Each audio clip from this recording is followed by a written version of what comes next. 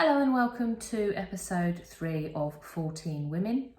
14 Women is a series of vlogs that I have made to remember the 14 women killed by either serving, former, retired, special constables, essentially police officers across the UK since 2009. I have been getting lots of questions and queries on social media, and I have also been getting quite a lot of pushback from people who say that I hate the police and hate men. I have said it before and I will keep saying it. I am pro-police. I support a lot of what the police. However, you can be pro-police and also question the problems with misogyny and sexism and a boorish culture that I think is still a problem in the police today. So once that's out the way, and I don't feel that I should have to keep repeating myself, but I will say it because it seems like people need to hear it.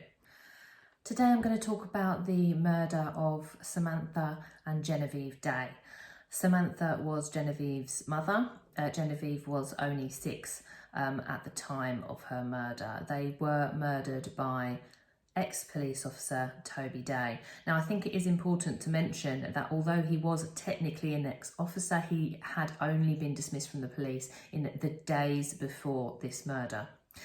He was, it's reported, dismissed for using the Police National Computer, or PNC, to look up details of a man that he thought Samantha was having an affair with.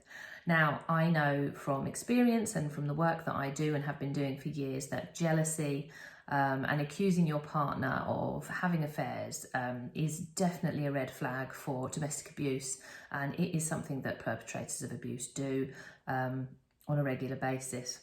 So on December the 9th, 2011, Toby Day strangled and stabbed his wife, Samantha Day, and his daughter, 6-year-old Genevieve Day, to death.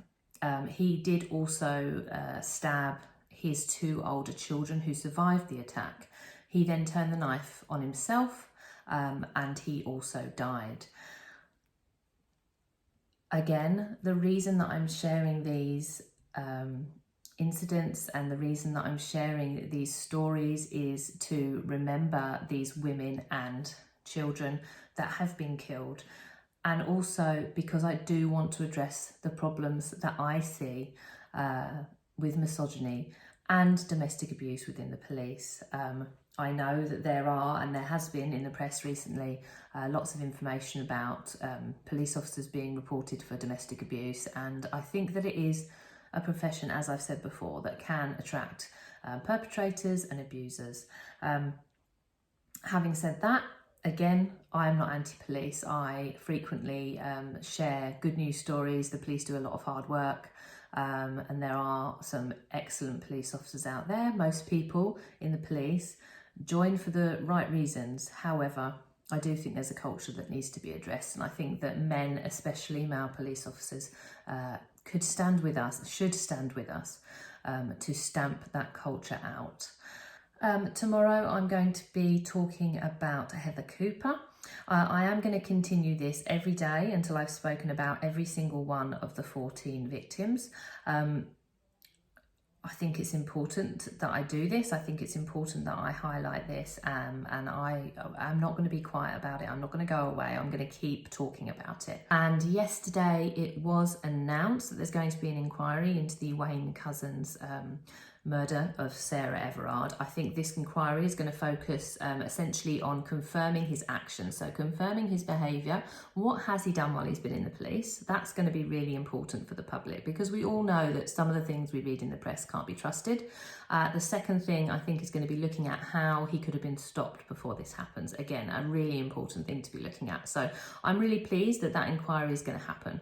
However, I still think there needs to be a wider inquiry into sexism, misogyny and domestic abuse within especially the Metropolitan Police, but forces across the country